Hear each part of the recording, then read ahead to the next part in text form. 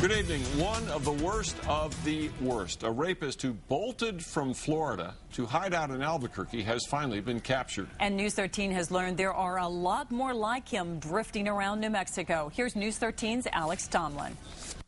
This is the face of a predator. 63-year-old Robert Smith is a rapist, assaulting one woman in front of her 2-year-old child.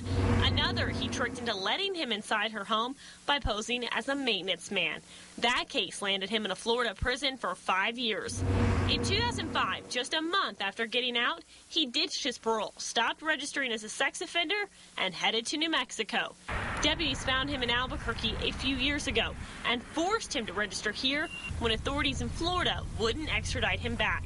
He vanished again a few months ago, but was caught last night in Texas. Smith is just one of 40 convicted child molesters and rapists who've dropped off the radar in New Mexico. 18 of those, including Smith, committed their crimes somewhere else and then moved here. Sgt Rachel Aswell is head of the sex offender unit for Bernalillo County.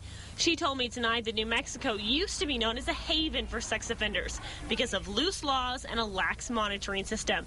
But she says that's not true anymore, though she says a lot of sex offenders still think it is, so they keep moving here.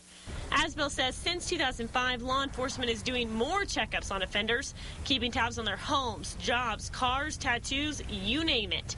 She says some of them complain they don't have enough privacy, and that's what scares some of them away. Sergeant Aswell says a lot of sex offenders move from state to state without registering because they know if they get caught, they won't get extradited to face charges. That's not the case here. New Mexico brings absconders back from other states for failing to register. Diane? Okay, Alex. Robert Smith is now awaiting extradition back to Albuquerque. Smith also has convictions for armed robbery, aggravated assault, burglary, and car theft. Some of those crimes were committed here.